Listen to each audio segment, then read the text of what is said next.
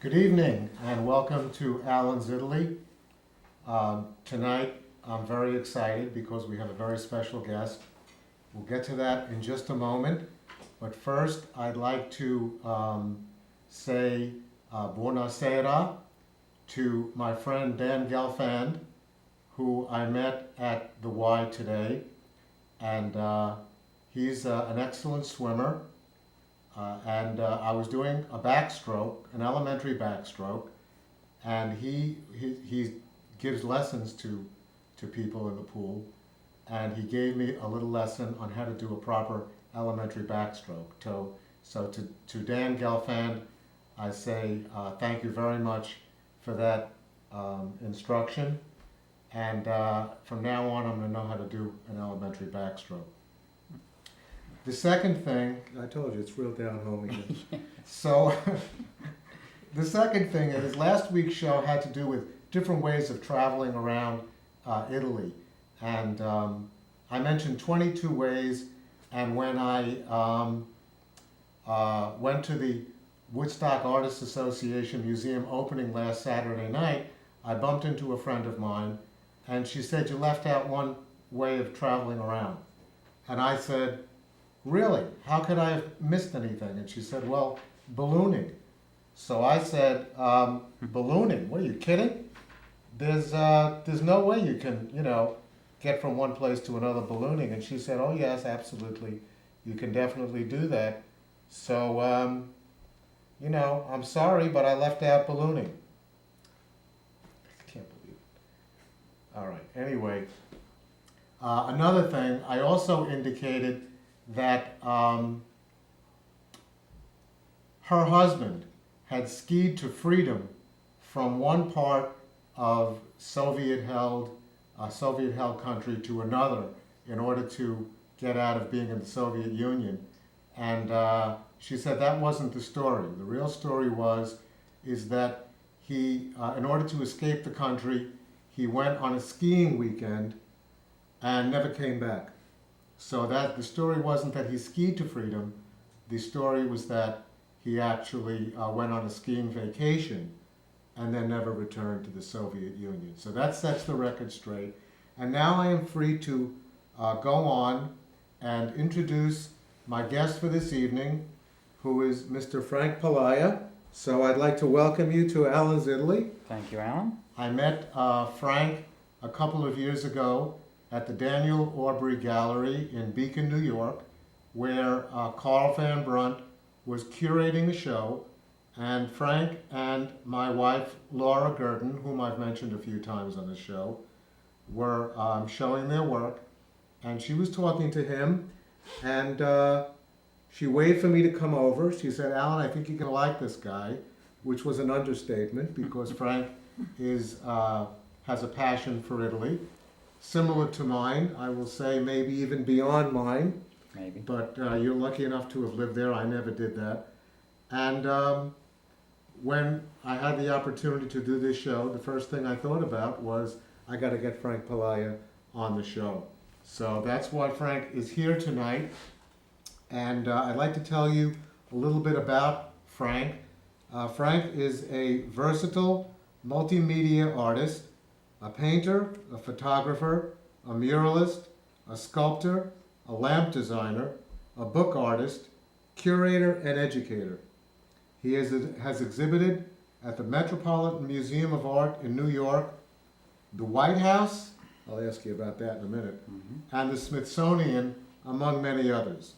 Locally, he has appeared at the Dorsey Museum of Art, Vassar College, Center for Photography in Woodstock, and the Carl Van Brunt Gallery in Beacon, also among many other places. He has received over 18 grants, awards, and fellowships, including the prestigious Rome Prize Fellowship, the Louis Comfort Tiffany Grant, 2 grants from the New Jersey Council of the Arts, also among many others. Frank was selected Poughkeepsian of the Year by the Weekly Beat. That's also one of my favorites. Received 2 Executive Arts Awards from the Duchess Arts Council in 2003 and 2006. And most impressive to me, he is listed in Who's Who in American art. So it is my privilege to welcome Frank here tonight to join me. Now, although I am extraordinarily impressed by Frank's art, which we will show you in a little while, the first question I'd like to ask you is about your passion for Italy. So I'd like to, I share a passion for Italy. So to me, the art is important, but also and people always say to me, why are you so enamored of Italy? Why do you go back year after year and you've been there so many times? And, sometimes I feel like being not so nice and saying to them, well, obviously you've never been there. Right. But I'd like to know how you respond to that. Well, I have a different reason for being passionate about Italy. A lot of the same reasons you have, of course, but for me, I was conceived there. So it's in my DNA, like physically, literally in my DNA. There you go. And so I was conceived in a little town in Calabria named Girifalco, which means the turning of the falcons. It's a little town on a hill right at the kind of the ball of the foot of Italy. Right. And in fact, it's on the highest hill in that area of Calabria, and if you go up to the top of the hill of the town, it's the only place in Italy where if you look in both directions you can see both seas. Really? It's the narrowest part of Italy. I see. So anyway, Girifalco is a little town where I was conceived, which means turning of the falcons, and I've been there a couple of times, and sure enough, you go up to the mountain and you look up and the falcons are still going around and around. So anyway, so my mother comes to New York, New Rochelle, New York to be specific, by herself, because my father was sick at the time. He had a fever that he couldn't get rid of. It was actually a kind of an epidemic. This fever, thousands of people had it. So my mother came here. I was born here and grew up in an Italian household, speaking Italian. Grew up up to age 5, speaking mostly Italian, and so that's why I'm very Italian, obviously. And so as I got older, I got more and more interested in Italy because I'm an artist, and of course, Italy is one piece of the whole country is a piece of artwork from top to bottom, and because a lot of Italian Americans don't know anything about Italy. They don't even care. They're just clueless, which I find kind of odd. I had a friend once his name was John Cosenza. Okay. And I said, you're from the town of Cosenza. You have family there. Do you have any desire to go back and see it? No. He said, I didn't even know there was a town Cosenza. Yeah, you see, this is what I mean. Amazing. So, anyway. So I'm the opposite of your typical Italian American. I want to know as much as possible about Italy. And that's why I've been there 15, 18 times. And so... Now, what's your favorite place? Boy, that's hard to say. As you know, you've been to most of it as well. It depends what category you're thinking of. For nature, you've got some beautiful spots. For art, you've got so many beautiful spots. For history, you've got so many spots. I mean, for me personally, I think Rome, just kind of Rome in general, because I lived there for a year on the Rome Prize Fellowship, which was just an amazing thing to get. If any artists out there, or not just artists, but architects and musicians, writers, art historians, are interested in a really great experience, apply for the Rome Prize. It's only an American grant. It's for Americans. Started in the late 1800s by the architects McTim, Mead, and White, because they knew that if American architects were to become and develop to be an architect at the highest level, they have to go to Italy to study the architecture, because Italy has every kind of architecture from year one to today, all in one place, sometimes on the same block, Right. So Especially in Rome. right. So they knew that Americans had to go to Rome to study architecture. So it really was an architectural award. You know that Brunelleschi went to Rome to study architecture.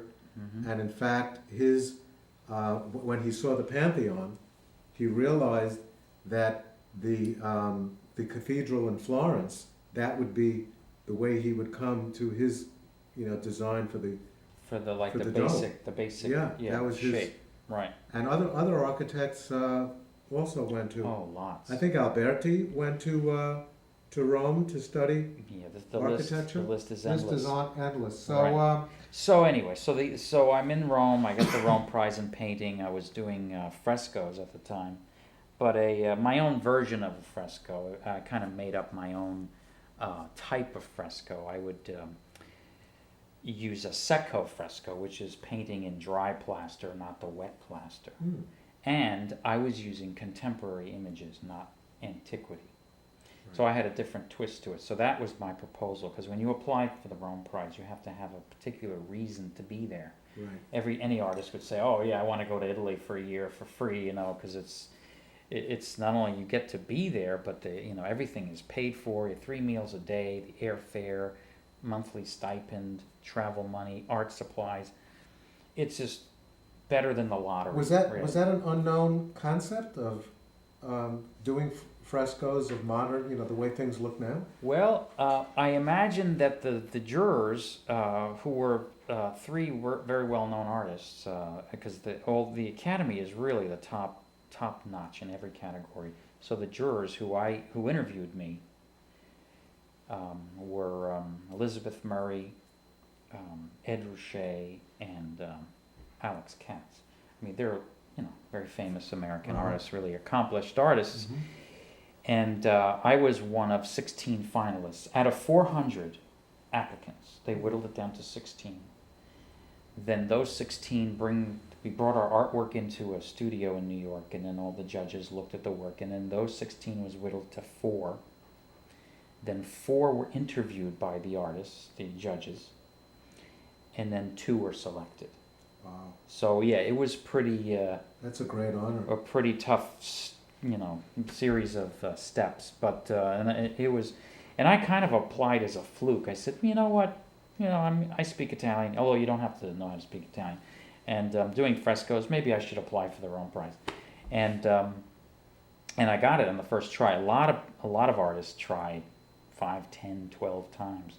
In fact, the other artist that went with me my year, which was 1985, 86, he had applied 10 times. And this was the 10th time, and they finally got it. But anyway, what was the question? Oh yeah. Who the hell knows? Yeah. My love for Italy, right? Right, your love for Italy. So And does Italy inspire your passion for art, or does the art inspire your passion for Italy? Like, which came first? Well, let's see. I would have to say that Italy came first rather than my art. I mean, I was, when I was a young artist, I was experimenting like everybody else, and I was looking around at the world and being inspired by a lot of different things. But I would always kind of feel my roots, that the roots are there, and I would kind of gravitate to Italy. Just because it's just I was fascinated by it, because I never actually, in my younger years, I wasn't really there, although I felt like I was there, because I knew so much about the country from my family. My father was a great storyteller. He would tell me about people in his town and so forth. And since I was kind of almost there, I felt a connection to it. So as I got older, I got even closer to the country and the culture. And that's why I applied for the Rome Prize. But then after I got the Rome Prize, then it really just, I was totally saturated. You have to be, being there for a year, and then after that, I went for a month, for 2 months, for 3 months, for different reasons. My wife would get a residency or something. She's an art historian. Yes, your wife, Right. Eve Dambra. Eve Dambra, right? That's where our story begins. Oh, right. Now that you mention that, Mm-hmm. let's begin the story. Incidentally, I must say something. You see this original frame here? Mm-hmm. That was centered originally. It With was- the Allens, Italy, and Yeah. then the rest of it was Yeah. perfectly centered. Yeah, But when I put it on this computer, and we plug it into the system, everything goes out of whack. I noticed that, yeah. And I wanted to say that because you're an artist and you're probably Yeah. saying this guy doesn't, Why, you know. why is my name? I'm telling you, that's Well, why I originally went like that, because I was like, Okay. I was so angry at that. Anyway, all right, I'm glad this you. is where our story begins. There it is. It begins at the Campidoglio, and I'd like Frank to tell this story. So, Well, if for people who have been to Rome, this is a really, really amazing part of the city. It's the kind of the heart, the dead center of the city, and it's where a lot of periods of architecture kind of clash with each other. You've got the Renaissance, you've got the early 1900s. To the left of this is this enormous Vittoriano, it's called. It's the monument to the king Vittorio Emanuele, who is one of the three major unifiers of Italy, which dwarfs the Campidoglio. But the Campidoglio is a Renaissance setting designed by Michelangelo. And you walk up these really nice, beautiful steps, and you come upon this beautiful piazza. Do you have a picture of the Yes. aerial view? well, Yeah, first there of are all, the steps. so we're walking up the steps now. That's a nice Mhm. shot of it. Mm-hmm. This was taken by Laura Mm-hmm. a couple of years ago. So you're Right. walking up the steps now, Right. and you And come you- to the fake statue of Marcus Aurelius, because the real one is in the museum. Is right in that building right behind it where the Right. red banner is. It's one of the biggest semi-intact Roman bronze sculptures. There are not very many Roman bronze sculptures And it was left. found intact at the bottom of the Tiber because, do you know the story? No. They thought it was Constantine. Ah. So they took it out and they It said, this does- is Constantine, who is it- like the founder of Christianity, kind of, you know, Right. one of the major proponents of that Mm-hmm. in the 4th century AD. And it was, rather than being melted down into cannonballs, as bronze was usually done Sure. in the Middle From Ages, the Pantheon. they it took- was kept alive because they thought it was Constantine. Constantine. It turned out to be Marcus Aurelius. Yes. But here's the Campidoglio. Yes, When you it's get to the top of it's the a steps. wonderful piazza because it's got three buildings adjacent to each other, and this beautiful patterned piazza which looks wonderful from the sky. It's got a kind of radiating. Michelangelo was just amazing. But anyway, So get back. all right. So I'm in Rome. I've got the Rome Prize, which I'm really thrilled and excited. I arrive in Rome on September 18th of 1985, which was my birthday. So in a way, this was like a birthday, the best birthday present I've ever had. By far. And then and I meet all the other fellows at the academy in different fields. The architects, the musicians, the writers, and so forth. And one of them was an art historian named Yves Dombre, who's from Long Island, and I'm from New Jersey. So we met, and we just hit it off. We started dating a little bit, and a few months later, I proposed to her, and we planned on getting married the following June. So we're talking to each other. Gee, Eve, where do you want to get married? Do you want to get married in Long Island or New Jersey? And so we looked at each other and we said, nah, I don't think so. Everybody and anybody gets married in New Jersey and Long Island, so why don't we get married in Rome? So we found out that in the Campidoglio, there's a small room on the right-hand side of the screen there, small room where they do civil ceremonies. And we thought, isn't it ironic, Rome, a city of 500 churches, that we wanted to be married in, not in a church. Because we wanted to be married in this wonderful, famous setting. In fact, the room where they do the wedding ceremonies was, of course, designed by Michelangelo. It's got the red velvet walls, has the gilded chairs and chandeliers. It's like Versailles, kind of like a little tiny mini Versailles. So we planned. We got married on June 3rd. We wanted June 1st, but it was. They had a parade coming down the Foro Imperiale, and we couldn't get in the way of that. It's a big, it's Right. sort of like the 4th of July. On that day, wow. So we couldn't do that. So we had to pick the 3rd, June 3rd. And the surrogate This is mayor, right, well, that's us coming out. The surrogate mayor of Rome actually did the ceremony in Italian.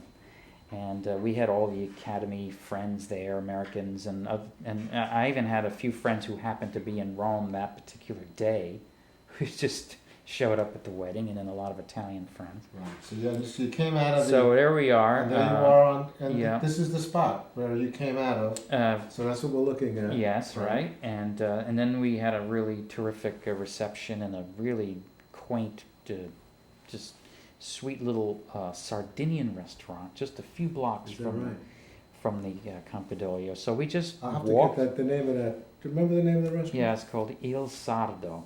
Il Sardo. Which means this. Because we're allowed to mention the names of restaurants. Well, it might not even be open anymore. This is 25 years ago. Right. Right. So. Now, Laura and I, you know, I proposed to Laura in February of 2004, and my original thought was we should get married in Florence. And I wanted to get married in the garden of the hotel that I always stay in Florence. And I love this hotel, and it would have been really beautiful. And we would have actually flown the immediate family out there. But we chickened out. We not only chickened out, but we started asking people, and everybody said, well, I can't fly, and I can't get off that time of the year, so the immediate family would have not been able to go to the wedding. So we decided to get married in our backyard in Woodstock, which was pretty good, but it wasn't Firenze. I envy you. By the way, the people in the background there, Yes. to the right of me, Yes. those are my relatives from Calabria. Came up for the Really? wedding. How Yeah, wonderful. they're distant cousins, and I had never even met them before, but Well, they all wanted to come up. well, you and Eve know how to do it upright. Well, we figured we're in Rome. Why get married anywhere else? I mean, and not only that, You don't have to tell me that. another little anecdote about this wedding, which made it even more interesting and kind of special, is that this little room where we got married in, the chairs that we sat in are famous because a lot of celebrities have gotten married in this room. People like Liv Ullmann, the actress Liv Ullmann, Calvin Klein, Gay Talese. Christiane Amanpour, the CNN. Of course. And I've seen pictures of Gay Talese's wedding from the 1950s, and guess what? He's sitting in the same exact chairs, because these are distinctive chairs, because I have pictures from my wedding, and I compared, and it's the same chairs. Yeah, it's kind of amazing. We may have to, I think Laura and I may have to, renew our vows in the same spot. Yeah, it's a very she's watching it at home now, and she's going, oh no, that's not happening. It's a very popular place. I looked at the roster. They have a sign outside the door here. Every half hour is another wedding, another 7 days a week, nonstop for decades. Yeah, I don't know how long this has been going on, but anyway. So lots of people have been married in this room, which is okay. And I don't mind saying that in addition to the fact that Frank has been invited back to do a few shows, and Eve has consented. I don't know if you're aware of this, but Eve has consented to do 2 shows with me. So I'm very grateful to them. So you got a twofer. I got 2 for the price of 1. So this is really wonderful. And right. And I think we'll start with your art right here. Right. At this is the Campidoglio. Yeah, that's the back of the photo that you showed in the beginning there. Right. The famous horses and. So let's start by asking about the actual Polaroid photography. Talk about that a little bit. Okay. Well, actually, around this time, around 1985-86, is when I started. Well, it was a little bit before this, but I really got into this technique. I came up with this idea because I'm a painter and a photographer. I do both equally the same, and I like both. And so I started doing Polaroid photography. I was very excited about the SX70 camera that came out in the 70s. I'm dating myself, but in the early 70s, this phenomenal camera came out called the Edwin Land Polaroid camera, the SX70, which was a brilliant design. It was basically a darkroom compacted into a little package. You pull it up, and you take a picture, and out pops your photograph. So the Polaroid film was great. It would develop by itself. You didn't have any chemicals to deal with. It was really just brilliant. The only problem is if it's not sunny and if it's not warm, the pictures don't come out very good. because the film, the chemical in the film has to be liquidy and soft, or else it won't develop properly. And if it's too cold, it freezes. So, of course, sometimes you just want to take a picture that's not sunny and it's not warm. So I would take a lot of Polaroids. Some of them came out gray and bland. So I'm a resourceful guy, and I didn't want to waste these photographs because they were expensive. Even 30 years ago, they cost $1 a piece, which was a lot in those days. It was equivalent to about $3 a piece. So I have I have all these gray, boring, kind of dead Polaroids. So I take out my different kind of color pencils, magic markers, paint, so forth, to try painting right on the surface. In fact, here I brought an actual Polaroid SX70 here.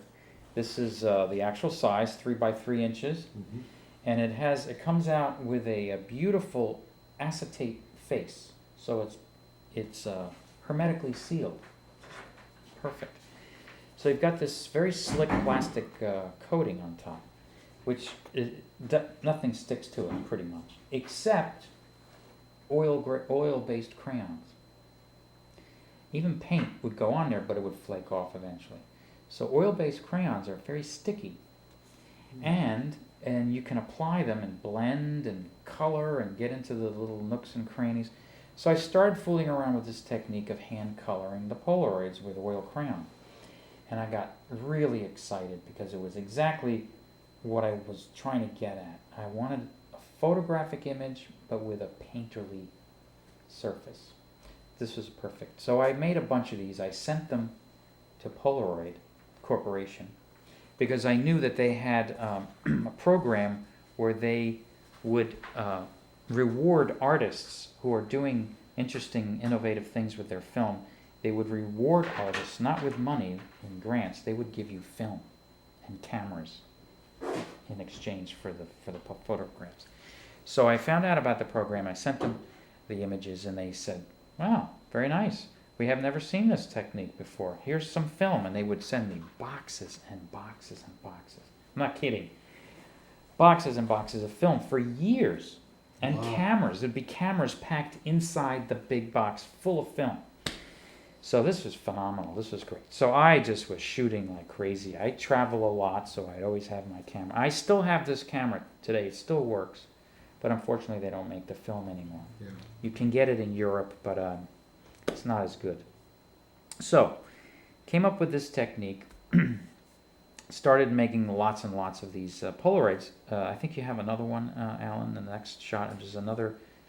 No, okay. That's the I thought I next had one. another one of the horses. But anyway, so I brought this one. Now this is the baptistry in Pisa? Firenze. Florence, right? No, because Firenze. Pisa and even Parma have a similar baptistry. But so this is another example of the hand coloring. Well, this is the baptistry in the foreground, and Right. that's the Duomo in the Right. So my hand coloring kind of distorts things a little bit, which is what I'm trying to do. I don't want them to be so obvious, and I want them to be very painterly. So I just use whatever color I feel like using, and there's no connection to reality, but that's what's fun about these hand-colored Polaroids. As you can see, the red, yellow, the lavender, I mean, it's not real, but it transforms the Polaroid into a completely different kind of piece of art, kind of almost an impressionistic painting. And over the years, I've gotten lots of shows and So the grants. color with is this. the color is random. You're I just, whatever hits Yeah. you that this is what the color should and be. I should mention, you can't. These are not your typical crayons. There's the crayons, which are very sticky, gloppy kind of crayon oil crayon. Right. I don't use those. I use a particular brand called Carandash. It's a Swiss brand. Comes in a metal tin. And you can get, I have a tin that's this long with about 50 colors. It's beautiful. The tin holds them really well so they don't break. But the difference You is... should have brought that next time. Next time, of course. So what's good about these Carandash crayons is that they're hard wax-based crayon. You can actually sharpen them in a pencil sharpener and get a point. And I use that sometimes. But what's good about them is that they're not as messy and gloppy. I can get into the little nooks and crannies, and I guess you have some more, right? Well, I wanted Yeah. to just show, this is, I couldn't get the exact same view, but this is what what the what background. this is, In the right? background. This is the baptistry with the Duomo. the dome of the cathedral behind it, and that's kind of a similar type of view. So Right. this is what it looks like in reality Mhm. in Firenze. Okay, so I just wanted to throw that in, Mm-hmm. and Yeah. Well, everyone knows that. That's the Pantheon. And as you can see, I totally changed the sky. But for some reason, even though that's a really wild pink sky, it just seems right. I don't know, I can't explain it, but it just seems like the right color. And if you notice, I didn't really color the actual Pantheon building, just a little bit of the bush in the front there. And but I like the kind of rough crudeness of the color. It kind of goes with the imagery, the antiquity of the images, and it just seems like a nice marriage of painting, photography, and color and texture, and the images that and I'm. of course this, There you go. It's is the It's actual amazing. one. That's a pretty close angle. Yeah, right? it's similar That's pretty. angle. I look around for these Boy, things. I wanted perfection. Yeah, that's terrific. So that's the Pantheon. Right. That's Frank's conception, Mm-hmm. and this is the actual Pantheon. So Yeah, that's an old photograph. And then here's another version. Now this is even more distorted, as you can see. It's kind of ghostly almost. As I was saying before, Polaroid would send me so much film, I could never even use it. It would be sitting in my studio for literally for decades. So of course, it's way beyond the expiration date of the film. So about, I'd say maybe 10 years ago, because I've been getting this film for 30 years. So 10 years ago, I still had this film, and I figured, well, let me just throw it in the camera and try it, see what happens. And I took some shots, and it came out really weird. The chemical developer was dried out, and certain areas wouldn't even develop at all. Some parts were ghost colors, like the ghostly yellow there, and the pinks and oranges. And the sky was completely white. And at first I was a little depressed, and I thought, oh, okay, well, I've got all this film, and it's not really very good. But then I took out my crayons, started coloring, and instead of trying to hide the mistakes and the flaws, what I did was I exaggerated the flaws and the mistakes and the bad parts. when I first saw this, I said, "Oh, this isn't a good one. He must have thrown in one that didn't cut." And then I said, "Wait a minute! But this is what he sent me. So this must be what he wants to do." Right. So what happened? Literally, a light bulb went off above my head, saying, "Wait a minute! These are great. I love the fact that they're totally even more distorted than what I was doing before, and I'm kind of going with the flow, so to speak. I'm using the accident, kind of like a planned accident. So right away, I started shooting all this old expired film, and I was getting more and more inspired, and I just was coloring up a storm, literally. I just did it all day for days on end. And I just loved the idea of coming up, taking it to yet another level. So you normally have a Polaroid photograph, which is fine by itself, and then I started hand coloring. Now I'm hand coloring the Polaroids that are flawed and out of date, and it takes me to another series. And so I did a bunch of these, and I don't know And which again- one we have next. Okay. Well, that's wait a minute. Well, This okay. is okay. This is the view. I'll go back to that. Wow, But you this managed is- to find the same Yes, view. Yeah. exactly. That's So Laura, that's what right? it looks like in reality. Mm-hmm. And let's go back to this. now. Okay, so then what I did was, about 20 years ago, I started incorporating light in with my photography. So I started making light boxes, and I thought, well, why don't I transform the Polaroids into light boxes? So I scanned the Polaroids because they're small. I put them right on the scanner, and I scanned them at a very high DPI, 600 to be exact. because I wanted to blow them up really big, go real opposite of what they are in reality. So you got a 3" by 3" photograph, take it up to 4 by 4 feet. Now, the hand coloring is also transformed onto the transparency for the light box.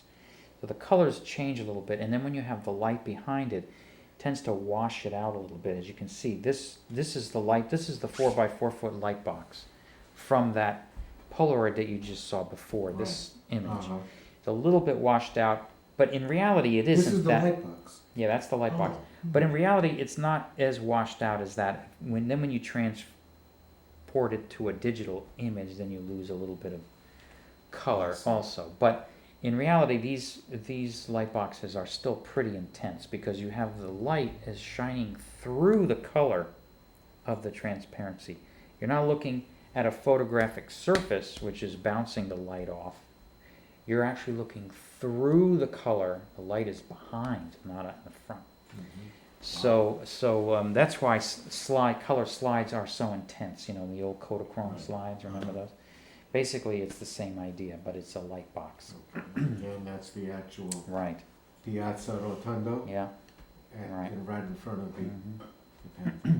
Now this looks like the Pantheon, but actually it's not. Can I think I know what it is. And the next picture, is that this? Yes, I think it is. Wait, go back again. Ciuisi. Yes. Yep. I got it. Yep. I nailed it. Very I said good. to myself, I'm going to do this without asking you. Yep. So I came to the conclusion that this is the Etruscan Museum in Ciuisi. Ciuisi, Italy. Which is in the it's right on A1 in Tuscany. Tuscany. Yeah. It's, let's see, what's the closest city to? Montepulciano. Yeah, it's kind of the area. 15, 20 minutes away. Yeah. And let me do a plug. Oh. The next show next week is going to be on central Tuscany, and Ciuisi is going to be one of the towns that we look at. But let's go back to this. Yeah, and just a quick little thing about Ciuisi. A lot of Italians, you mentioned Ciuisi, and they all kind of like roll their eyes or poo-poo it. And for years, Eve, my wife and I, sort of bypassed Ciuisi. We went everywhere around it, but we never went there. And we go, well, what's there? And then Eve found out that there's this really nice Etruscan museum, because that's one of her specialties, is Etruscan also. Really? So we figured, okay, let's go to Ciuisi. And so we had lunch there. We went to the museum, had lunch in a little local downtown restaurant. It ended up that this meal was like one of the best meals we've ever had in all of Italy. Okay. I'm going to ask you a really tough question. I'm not sure I remember the name either. I don't know. I know the name of the restaurant. There's a very famous restaurant in Ciuisi called Zaire, Zaire. I can't. We asked the hotel what the best restaurant in town is. They sent us must be that one then. And it's very well known. Yeah. Now, can I just tell I had you this? gnocchi, which were perfect. Oh, my friend Lydia loves gnocchi. Gnocchi. We wanted to return our car.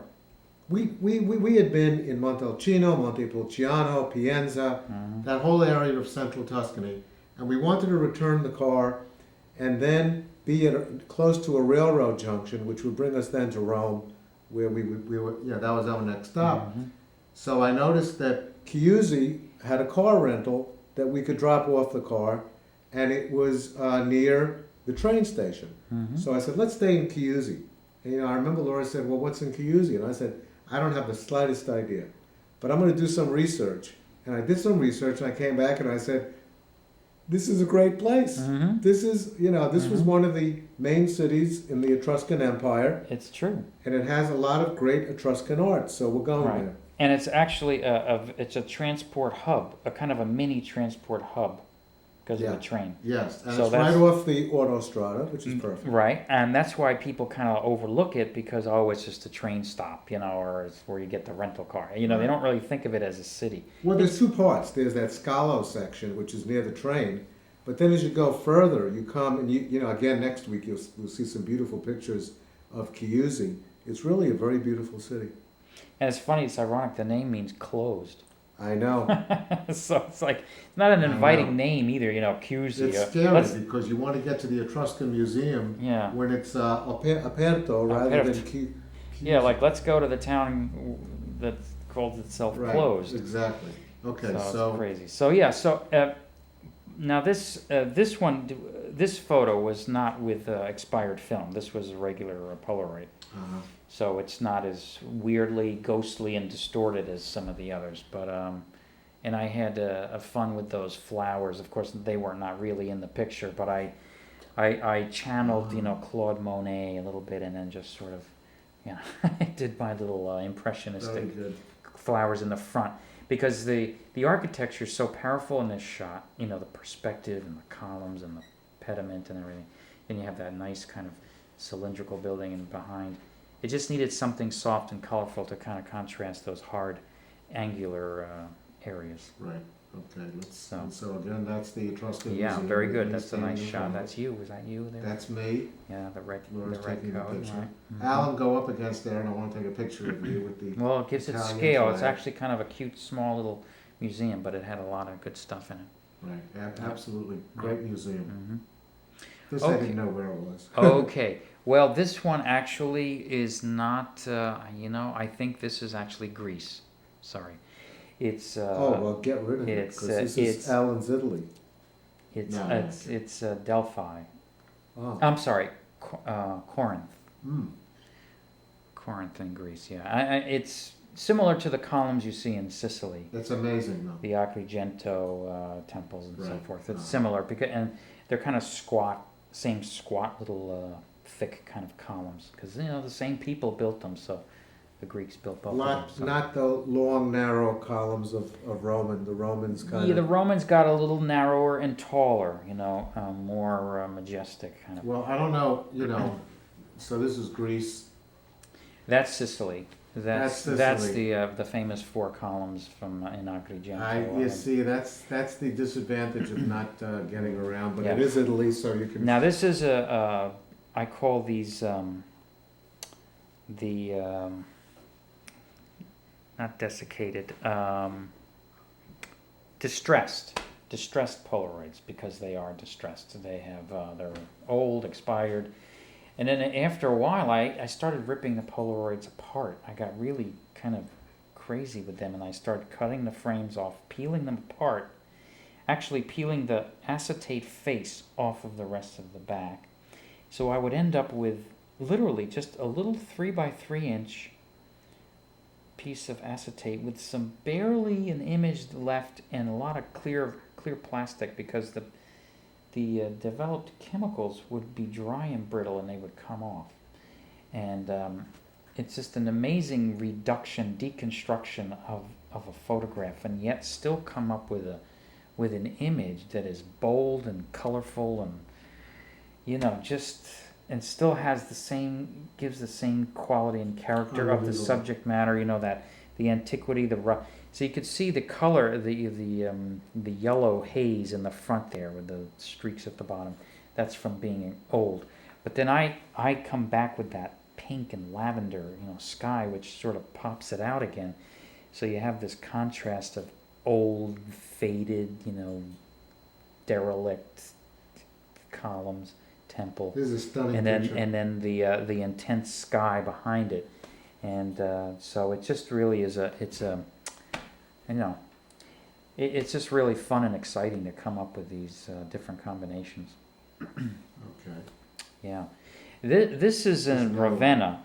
Huh. Can always tell Ravenna. There's a lot of cylindrical towers I didn't know all over the place. And I don't know why, but they're there, and of course it's famous for the... that. What is this building?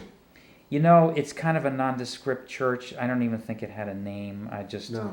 I liked this shot because of the contrast of that kind of cubistic church in the front, and then that cylindrical structure in the back, and then again the contrast Right. of the greenery and the foliage there. And Ravenna is known as being the western capital of the Eastern Empire. Yes, because of the mosaics. Right. Yeah, So beautiful this people go to Ravenna to see the what century?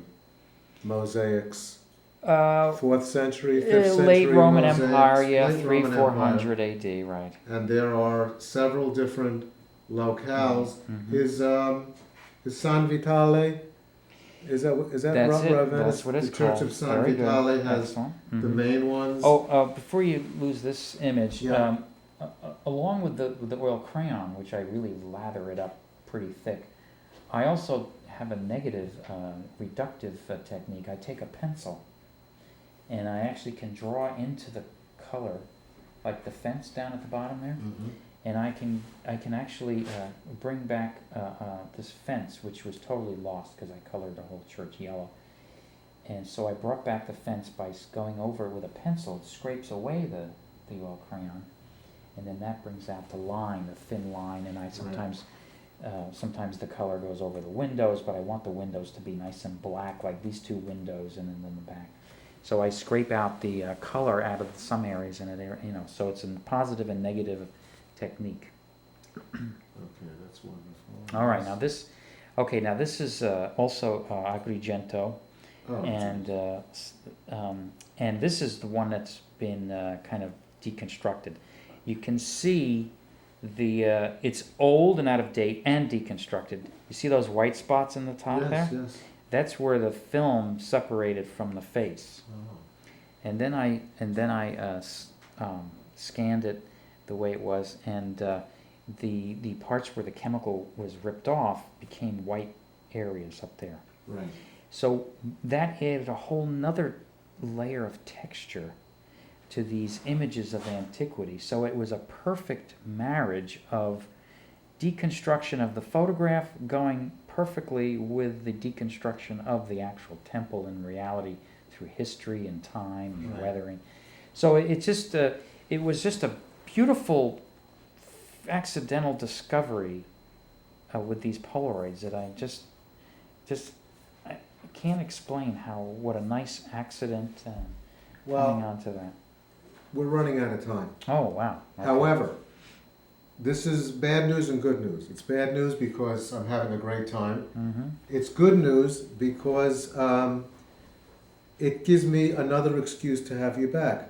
Because we've only, done, I don't know, about a dozen.